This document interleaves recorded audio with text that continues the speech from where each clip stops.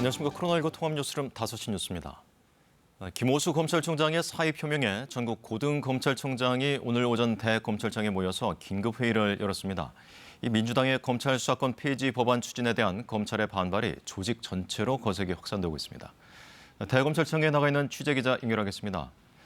김윤대 기자, 오늘 김오수 검찰총장이 문재인 대통령을 면담하기로 했는데 김 총장이 청와대로 출발했습니까? 네, 그렇습니다. 김오수 검찰총장은 조금 전인 오후 4시쯤 청와대를 향해 출발했습니다. 어제 사의를 밝힌 뒤 연가를 내고 출근하지 않았던 김 총장은 청와대의 사표 반려 소식이 전해지자 오후에 나와 대통령과의 면담을 준비했습니다. 전국 고검장 6명 전원이 참석한 가운데 오전부터 시작된 회의는 6시간이 넘게 이어지다 오후 4시쯤 끝이 났는데요. 수사권 폐지 법안에 어떻게 대응할지 긴밀한 논의가 진행된 것으로 전해졌습니다. 고검장들은 일단 문재인 대통령과 김 총장의 면담이 끝날 때까지 이곳 대검찰청에 대기하며 지켜본 뒤 어떤 입장을 밝힐지 결정할 계획입니다. 여완섭 대전고검장은 회의에 참석하면서 문제점이 너무 많아 실무상 운영이 어려울 정도라며 민주당을 향해 냉정한 이성을 되찾길 기원한다고 목소리를 높였습니다. 조종태 광주고검장도 범죄자는 두 발 뻗고 자겠지만 피해자는 눈물과 한숨으로 잠 못 이루게 될 것이라며 법안을 발의한 분들이 이런 세상을 바라진 않을 것이라고 말했습니다. 반면 박범계 법무부 장관은 검찰이 항상 권한만 가지고 시끄러운데 책임을 가지고 좀 시끄러웠으면 한다고 비판했습니다. 이 검찰 수사권 폐지 법안 추진에 대해서 검찰 지휘부뿐만 아니라 평검사 또 수사관들의 반발도 이어지고 있다고요. 네, 어제는 수도권 일선 검찰청에서 수사관들을 이끄는 사무국장들이 모여 긴급 회의를 열었습니다. 이들은 법안이 이대로 시행되면 형집행이나 범죄 수익 환수 등 수사 이외의 검찰 기능도 마비된다고 우려했습니다. 법안 저지를 요청하는 호소문을 문재인 대통령과 박병석 국회의장에게 전달하는 방안도 추진되고 있습니다. 내일 오후에는 전국 검찰청 평검사 대표들이 모여 대책을 논의할 예정인데 사태 확산의 분수령이 될 전망입니다. 지금까지 대검찰청에서 KBS 뉴스 김유대입니다.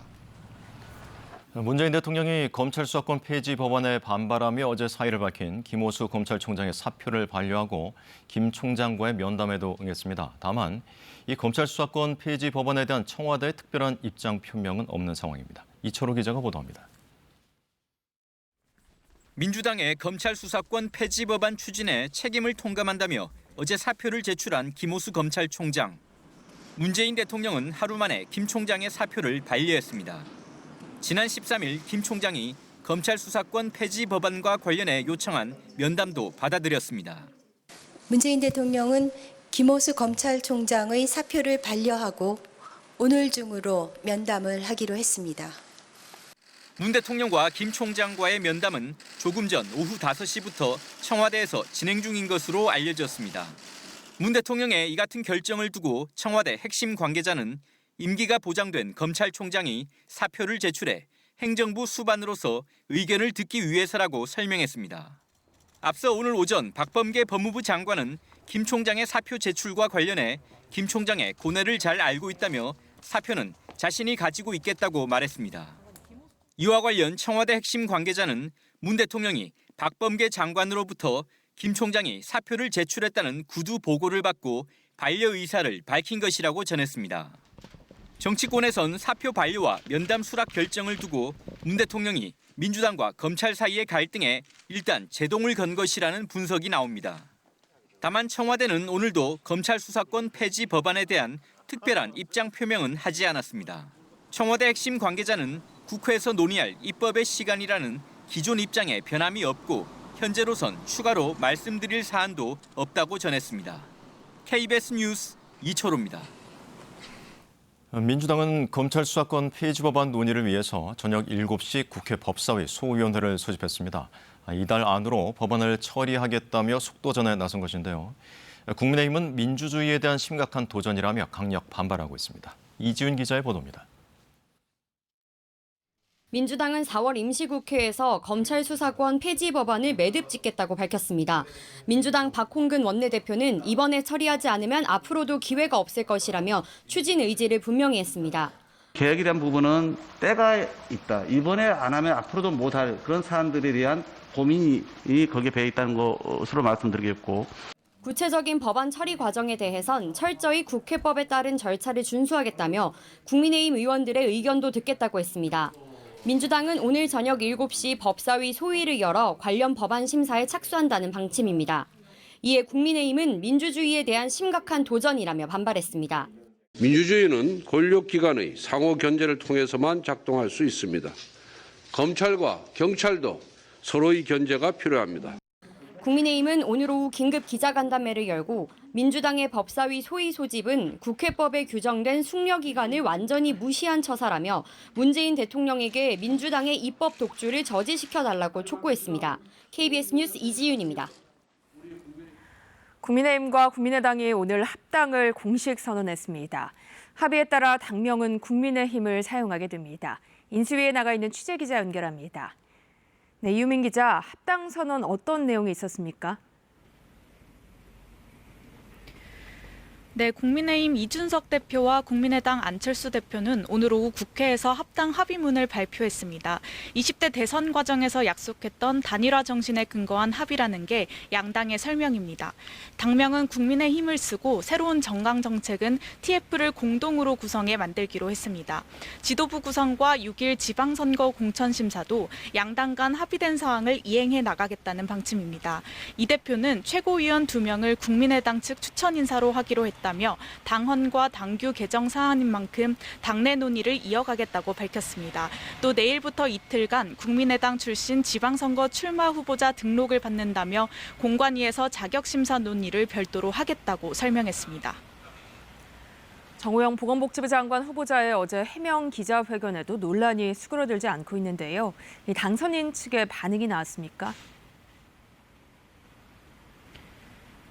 네, 당선인 측은 일단 정호영 후보자의 기자회견에 대해 별다른 언급을 하진 않았습니다. 당장 평가를 내리기보단 정호영 후보자가 국민의 눈높이에 맞는 적임자인지 청문회 자리를 통해 판단해달라는 입장입니다. 배현진 당선인 대변인은 정 후보자가 국민 앞에서 모든 걸 보여주겠다고 한 만큼 청문회 검증을 지켜봐달라고 말했습니다. 사실상 인사검증이 실패한 것 아니냐는 지적에는 역대 그 어느 정부의 인수위보다 세밀한 검증을 하기 위해 노력 중이라고 전했습니다. 안철수 위원장도 인수위 출범 한 달 기자회견에서 정 후보자 관련 논란에 대해 국민의 의혹이 없게 명확히 진실을 가리는 것이 중요하다고 말했습니다.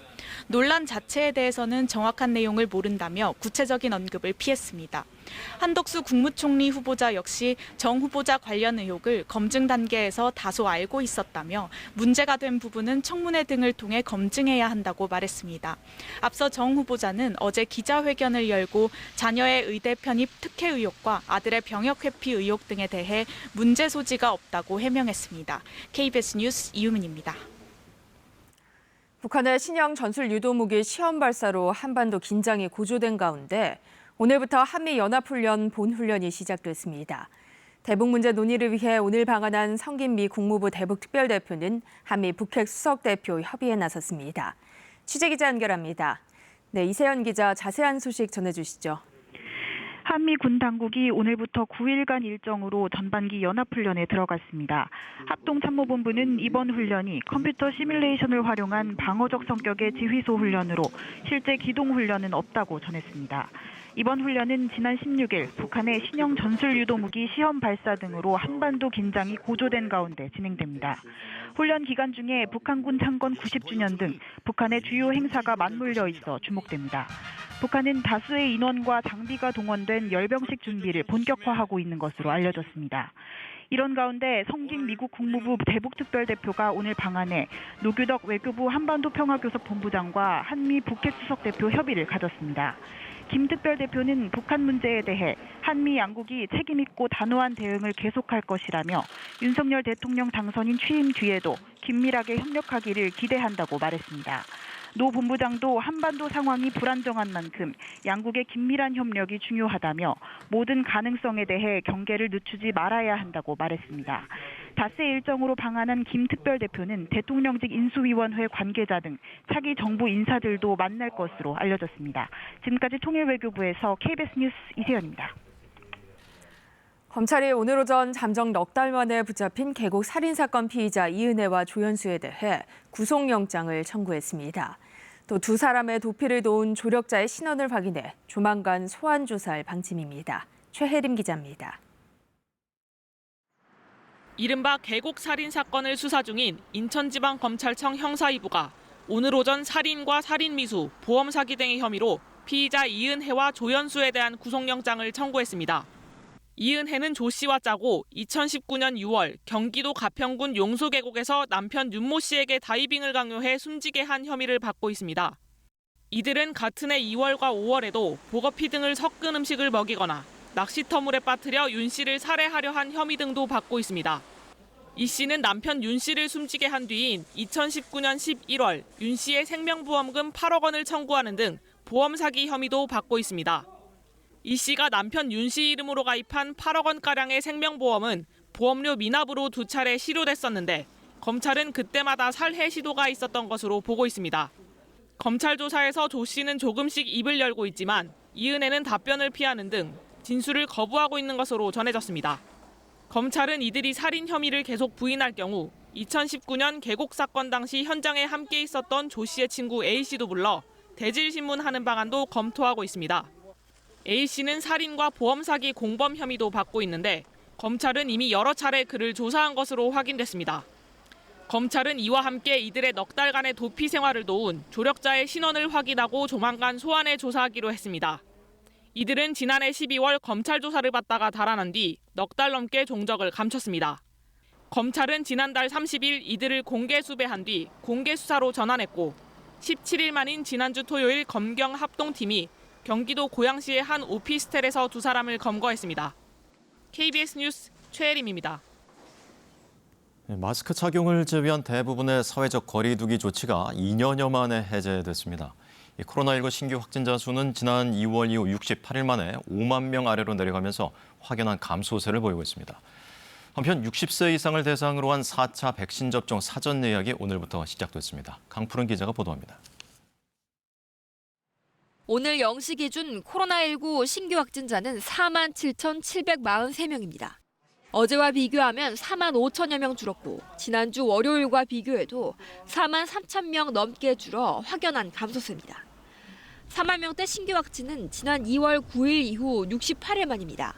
신규 확진자 수가 줄면서 입원 중인 위중증 환자도 850명으로 어제보다 43명 줄었습니다. 하루 새 사망자는 132명이고 누적 치명률은 0.13%입니다. 오늘부터 마스크 착용을 제외한 대부분의 거리 두기 조치가 해제됐습니다. 2020년 3월 이후 2년여 만입니다. 사적 모임 인원 제한이 없어지고 식당과 카페, 헬스장 등 다중이용시설도 밤샘 영업이 가능합니다. 결혼식과 돌잔치 같은 행사나 집회에 인원 제한도 없어지고 학원과 독서실, 영화관의 한 칸 띄어앉기도 사라집니다. 다만 영화관이나 교통시설 안에서의 음식 섭취는 한 주 뒤인 25일부터 가능해지고 실내외 마스크 착용 의무와 확진자 7일 격리 의무는 그대로 유지됩니다. 정부는 이번 조치 이후 방역 상황을 2주간 지켜본 뒤 야외 마스크 착용 의무를 해제할지 논의할 방침입니다. 한편 오늘부터 60세 이상에 대한 코로나19 백신 4차 접종 사전 예약이 시작됩니다. 3차 접종 뒤 4개월이 지난 60세 이상 시민은 홈페이지나 전화로 예약할 수 있습니다. 먹는 코로나19 치료제 팍스로비드 10만 2천 명분이 오늘 국내에 추가 도입됩니다. 이로써 국내에 도입된 팍스로비드 물량은 모두 72만 6천 명분이 됩니다. KBS 뉴스 강푸른입니다. 앞으로는 서울시 임대주택 물량의 30%가 전용 면적 60제곱미터 이상 규모로 공급됩니다. 현재 서울 임대주택의 92%는 전용 면적 60제곱미터 미만이지만 앞으로 5년간 공급할 임대주택 12만 호 가운데 30%는 3, 4인 가족을 위해 60제곱미터 이상으로 지어집니다. 민간 아파트처럼 아일랜드 주방, 시스템 에어컨 등을 적용하고 바닥재와 벽지 등의 품질도 높인다는 계획입니다. 서울시는 임대주택과 분양주택 간 차별을 없애기 위해 분양세대와 임대세대의 동호수 추첨도 함께 진행할 예정입니다. 봄 기운이 완연한 가운데 벌써 농촌 들녘에는 모내기가 시작됐습니다. 올해 모내기는 지난해보다 3, 4일 빨라졌고 추석 전에 수확도 가능해져 농가의 소득도 증가할 것으로 예상됩니다. 조진영 기자가 보도합니다. 자작하게 물이 찬 논에 이항기가 쉴 새 없이 움직입니다.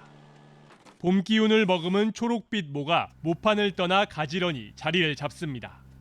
1시간여 만에 축구장 2개 넓이의 논이 모로 가득 찼습니다. 최근 낮 최고 기온이 20도를 넘어서는 등 완연한 봄 날씨가 이어지고 지난주 봄비까지 내리면서 충북 지역 내 올해 첫 모내기를 시작한 겁니다. 이 모는 조생종으로 이 농가에서는 다른 농가보다 한 달 빨리 모를 심고 있습니다. 작년에 비해서 온도가 3, 4도 높기 때문에 그 온도에 맞춰서 일찍 심는 겁니다. 예, 작년보다 한 3, 4일 정도 빨라졌고요. 이번에 심은 모는 월광미로 다른 벼보다 빨리 자라는데 8월 중순이면 추수가 가능합니다. 가을 태풍 전에 수확해 벼가 넘어지는 도복을 피할 수 있습니다. 특히 추석 전 햅쌀을 출하할 수 있어 농가에서는 더 많은 수익을 기대할 수 있습니다. 이항을 하게 되었고요.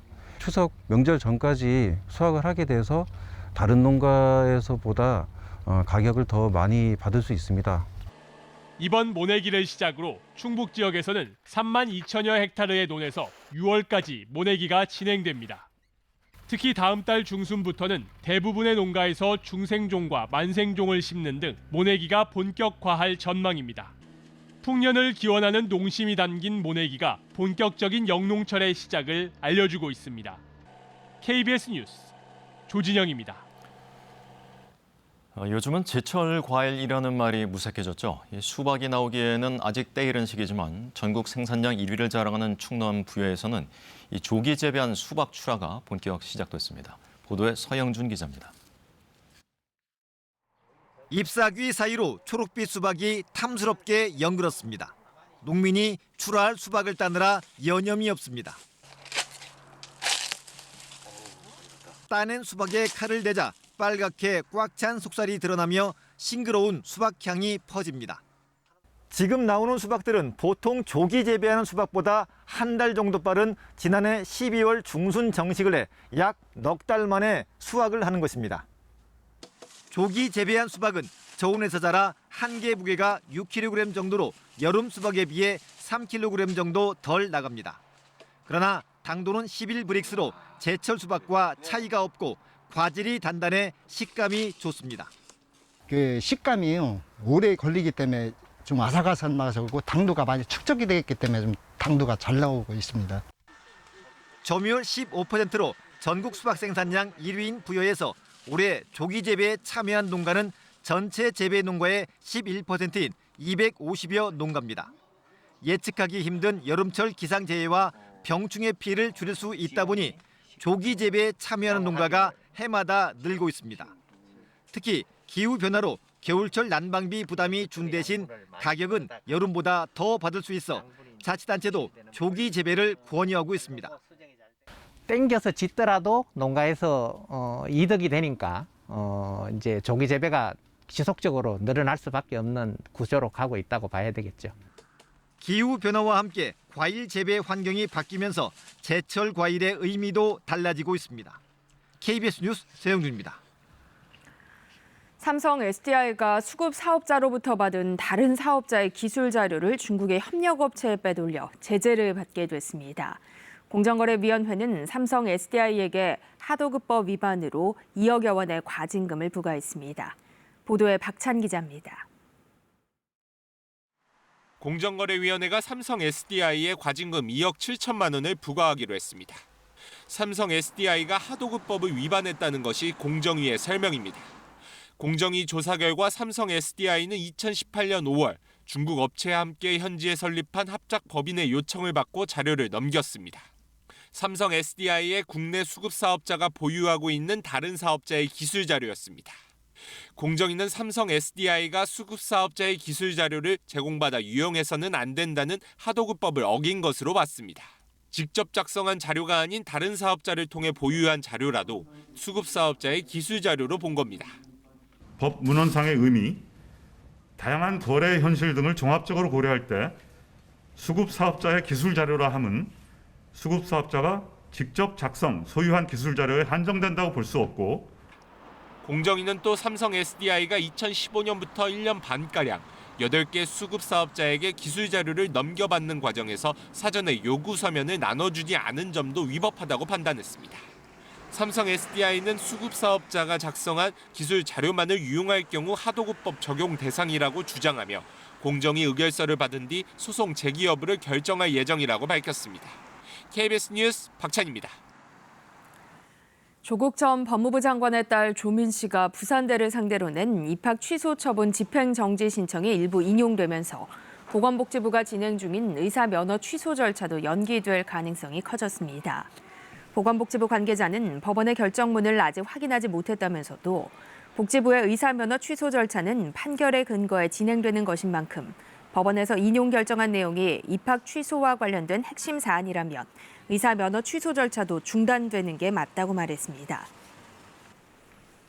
미국에선 부활절이었던 주말 총격 사건이 잇따랐습니다. 쇼핑에 나섰던 이들 수십 명이 다쳤고 부활절 파티에 모였던 10대 2명을 목숨을 잃었습니다. 워싱턴에서 김양순 특파원입니다. 미국 사우스캐롤라이나 컬럼비아의 대형 쇼핑몰 의류 매장 앞에서 갑자기 총성이 울렸습니다. I heard like 20 to 30 shots inside the mall, multiple shots fired inside the mall. 순식간에 쇼핑몰 안은 아수라장이 되고 총에 맞은 이들이 쓰러졌습니다.